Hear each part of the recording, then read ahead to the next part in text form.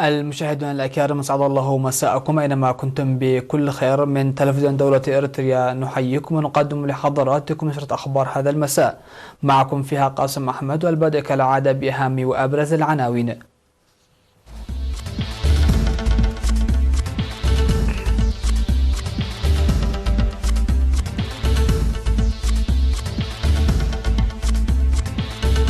تدشين مشروع مياه وكدبة، جوائز المعلمين القدامى والنموذجيين في الأوسط، جمعية المعاقين في الأوسط تبحث برامج الجمعية، كوريا الشمالية تعلن انهيار المفاوضات النووية مع الولايات المتحدة، أردوغان يهدد بشن عملية عسكرية جوية وبرية في سوريا، ونائب رئيس الوزراء الروسي يزور فنزويلا لدعم مادورو.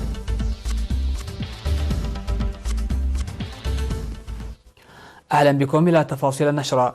دشن اليوم الأحد 6 أكتوبر مشروع مياه وكدبة المشيد بأكثر من 3 مليون نعفة ويعمل بالطاقة الشمسية، ويضم المشروع بئر وطاقة شمسية تضخ في الساعة 30 برميلا وخزان مياه وأنابيب مياه إلى القرية و4 محطات توزيع.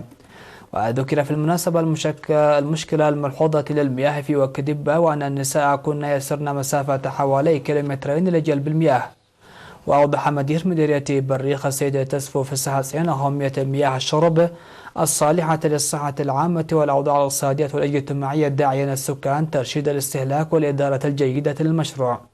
وأشار المدير التنفيذي لإدارة الإقليم الأوسط السيد الزرقي تولد برهام بمساهمة السكان وكدبة لإنجاز المشروع، داعيا القيام بأجهزة تنمية المياه الجوفية لتقديم البئر المياه الكافية.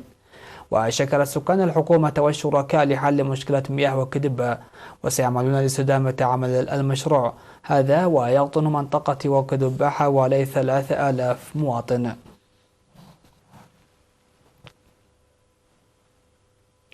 قدمت الجوائز الممثلة في الكأس والميداليات والشهادات التقديرية والمالية ل110 من المعلمين القدامى والنموذجيين في مديرية شمال غرب أسمر بالإقليم الأوسط بمناسبة اليوم العالمي للمعلم. وأوضح مسؤول التعليم في المديرية الأستاذ ديغول هبتسلاسي في المناسبة أن التدريس مهنة تتعلم فيها أثناء التدريس والدخول في البحوث والدراسات المستمرة، وهي مهنة عزيزة لبناء الأجيال.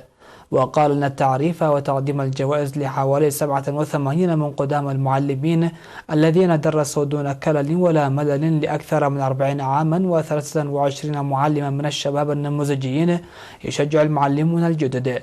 وأوضح مسؤول جمعية المعلمين في الإقليم الأوسط الأستاذ أفورق قبرز قابهير أن جهود الجمعية مستمرة لنماء وتطور التعليم وإنتاج معلمين نموذجيين. من جانبه أوضح مسؤول مكتب التعليم في الإقليم الأوسط الأستاذ بلاي حبتقابر أن جهود تغيير التعليم نوعيا تحقق نتائج مرضية، داعيا قدام المعلمين والنموذجيين لنقل خبراتهم للمعلمين الشباب البالغ عددهم أكثر من 60%. وقال المعلمون القدامى أن العمل في التدريس يجب أن يكون مسؤولا باعتباره عمل أخلاقي. ويحتفى ب5 أكتوبر اليوم العالمي للمعلم للمرة 26 على مستوى العالم و23 على مستوى البلاد. عقدت جمعية معاقي الحرب في الإقليم الأوسط اجتماعا في 5 أكتوبر بأسمرة لبحث أنشطة الجمعية وبرامجها المستقبلية. وقدم في الاجتماع تقريرا مصحوبا بالأرقام عن الأنشطة المنفذة في الأعوام 13 الماضية وبحث مسودة الدستور التي ستقدم في المؤتمر الرابع للجمعية. وأشار التقرير إلى تجاوز الصعوبات والتحديات بتعاون الحكومة والمجتمع وتنفيذ أنشطة كبيرة. وقال مسؤول جمعية معاقي الحرب فرع الإقليم الأوسط السيد تسفى ميكائيل هيلي لوكالة إيرينا أن الجمعية تهدف خلق الأرضية لانتشال المعاقين من الاتكالية والاعتماد على أنفسهم. وشكر المتعاونين مع الجمعية في الداخل والخارج. وأوضح عضو اللجنة التحضيرية للمؤتمر الرابع السيد برهان زرقي أن الجمعية لم تعقد مؤتمرا لفترة طويلة لمختلف الأسباب، وسيجري التحسين في الدستور للمصادقة عليه من المجلس. واختار الاجتماع 9 أعضاء يمثلون فرع الجمعية في الإقليم الأوسط في المؤتمر الرابع للجمعية معاقي الحرب. وسيعقد المؤتمر الرابع لجمعية معاقي الحرب يومي 25 و26 من أكتوبر. يقوم المزارعون المنضوون في جمعية بمديرية حلهل بجهود لتطوير الزراعة المروية. وأوضح مسؤول الزراعة في المديرية السيد تولد ميكائيل البرهاني امتلاء 7 خزانات وسدين بالمياه نتيجة غزارة الأمطار، وتجرى أنشطة التوعية والتنوير للاستفادة من الأراضي الموجودة أسفلها في البستناء. وطالب المزارعون سد احتياجاتهم من المبيدات وتخفيف مشكلة المواصلات.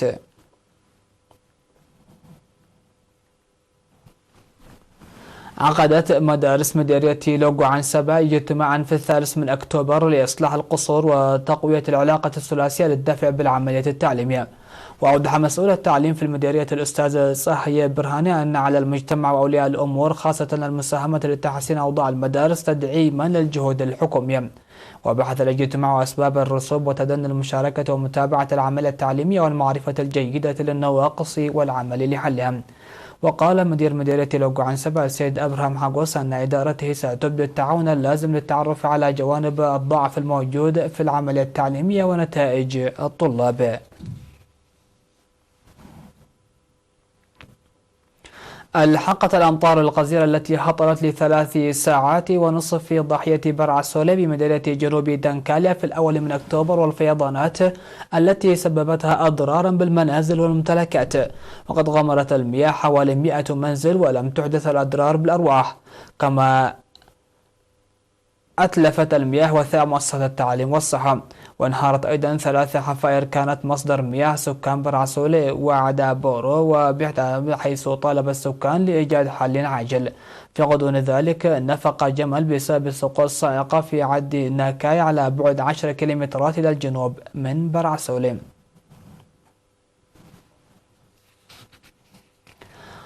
فاصل قصير ومن ثم نعود لمتابعة الأنباء على الصعيد العالمي، فابقوا معنا.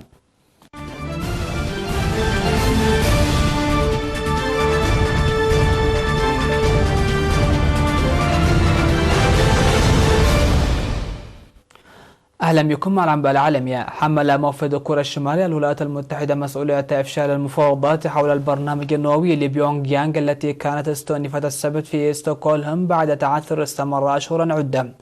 وأصرح كيم يونغ جيل للصحفيين أمام سفارة بلاده في العاصمة السويدية بأن المفاوضات لم ترضي توقعاتنا وفشلت في نهاية المطاف. إن فشل المفاوضات التي لم تحرز أي تقدم سببه فقط الولايات المتحدة التي لم تتراجع عن موقفها المعتاد. واستأنف المسؤولون الكوريون الشماليون والأمريكيون المحادثات النووية في ستوكهولم بعد أشهر من الجمود واختيار بيونغ يانغ صاروخا باليستيا أطلق من البحر هذا الأسبوع. ويشارك الموفد كيم يونغ جيل من كوريا الشمالية وستيفن بيغون المبعوث الخاص للرئيس الأمريكي دونالد ترامب في المحادثات التي تقرر إجراؤها في جزيرة قبالة ستوكهولم.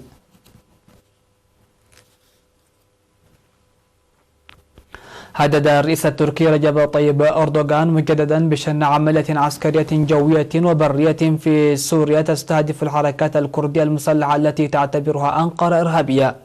وكان أردوغان قد صرح سابقا أن صبر بلاده بدأ ينفذ من وجود الحركات الكردية المسلحة في سوريا. وسبق لأردوغان الإعلان عن مسألة التدخل العسكري في سوريا بعد ما توصل مسؤولون أتراك وأمريكيون لاتفاق لإقامة منطقة عازلة في شمال سوريا في أغسطس الفائت. وهدد الرئيس التركي مرارا بشن هجوم عابر للحدود، وقال أخيرا إنه لم يحرز تقدما مع الولايات المتحدة بخصوص المنطقة العازلة بالشكل الذي تريده أنقرة. وفيما يسير البلدان دوريات تركية أمريكية مشتركة تريد أنقرة بشكل عاجل إقامة منطقة آمنة، وذلك لإعادة ما يصل إلى 2,000,000 لاجئ سوري. كما تريد أنقرة تحريك وحدات حماية الشعب الكردية المدعومة من الولايات المتحدة من حدودها، وهي تقول إن الوحدات ذراع إرهابي للمتمردين الأكراد في تركيا.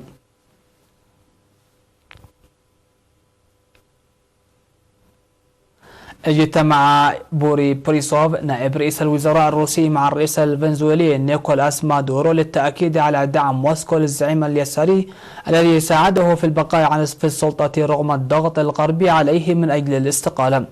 وتمثل روسيا ملاذا أخيرا لإقراض كاراكاس. وقدمت الحكومة الروسية وشركة النفط الروسية روسنفت لها 17 مليار دولار على الأقل قروضا وخطوطا ائتمانية منذ عام 2006.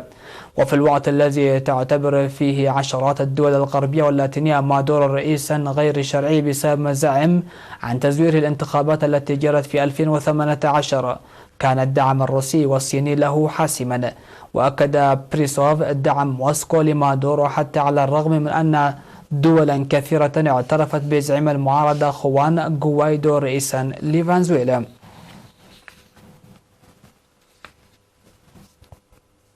تمكن باحثون فرنسيون من ابتكار هيكل صناعي يستطيع المصابون بشلل الأطراف التحكم فيه.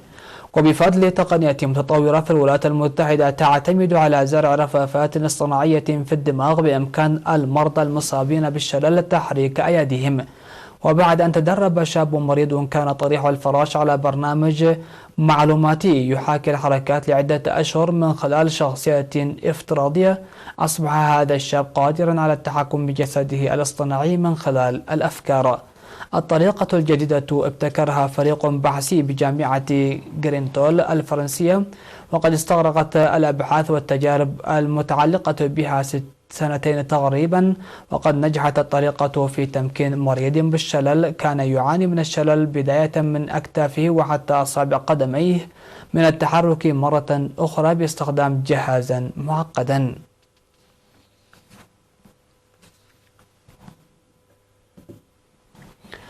مشاهدينا فاصل آخر ومن ثم نعود لمتابعة النبأ الرياضي، فابقوا معنا.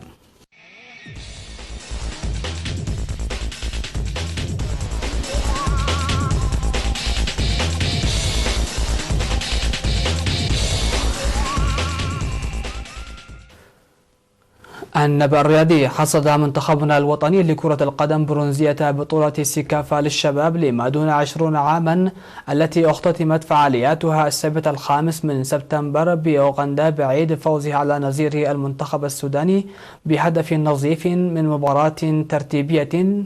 لمزيد من التفاصيل في سياق التقرير التالي بصوت الزميل عبد الله محمد علي. منتخبنا الوطني لكرة القدم برونزية بطولة سيكافا للشباب لما دون 20 عاما التي اختتمت فعالياتها السبت 5 سبتمبر بأوغندا، وذلك بعد فوزه على نظيره المنتخب السوداني بهدف نظيف في مباراة ترتيبية. المنتخب الوطني الشاب الذي حالت خسارته على يد منتخب كينيا بهدف نظيف دون بلوغ النهائي دخل إلى مواجهة تحديد المركزين الثالث والرابع بطموحات وآمال عالية لتحقيق الفوز وحصد الميدالية البرونزية، الأمر الذي ساهم في ظهوره بمستوى يختلف عن المواجهة التي خاضها في المربع الذهبي، وكان الأفضل إجمالا على مدار الشوطين إذ انتهت الحصة الأولى على وقع التعادل السلبي بعد فشل الفريقان في تشكيل الخطورة على مرمى الآخر، بيد أن الشوط الثاني جاء معاكسا وحافلا بالندية والتنافسية بين الطرفان، إذ وقف دفاع منتخبنا الوطني ومن خلفه الحارس المتألق كبرام هايلة سدا منيعا أمام هجمات الفريق السوداني. في مقابل ذلك لاحت لمنتخبنا الوطني عدة فرص هجومية سواء عبر بنيام منجستام أو نهم جبريوت، حتى أتت الدقيقة 76 التي عن تقدم منتخبنا الوطني في النتيجة بالهدف الأول الذي حمل بصمة اللاعب بنيام منجستام مستفيدا من مجهود فردي قام به الجناح الأيمن ديفن قبطاوي. عقب هذا الهدف تضاعفت محاولات الفريق السوداني بقيادة المدرب محمد موسى للعودة مجددا إلى أجواء اللقاء وتعديل النتيجة، لكن الكلمة الأخيرة كانت بيد شباب جمال البحر الأحمر الذين حسموا المواجهة بهدف نظيف وتوجوا بالمركز الثالث والميدالية البرونزية. وفي مباراة النهائي التي جرت في نفس اليوم تغلبت تنزانيا على كينيا بهدف دون مقابل لترفع كأس البطولة والميداليات الذهبية. وفي الجوائز الفردية للبطولة نال لاعب منتخب تنزانيا بيوس كيلفن جون جائزتين بتتويجه بلقب هداف البطولة إثر تسجيله 6 أهداف ولقب أفضل لاعب في البطولة، بينما حاز حارس مرمى منتخب كينيا براين أوكوث على جائزة القفاز الذهبي في البطولة، فيما ذهبت جائزة الروح الرياضية لمنتخب أوغندا البلد المضيف للبطولة. هكذا مشاهدينا الأكارم انتهت النشرة، شكرا لحسن الاستماع والمتابعة ودمتم في أمان الله والسلام عليكم ورحمة الله.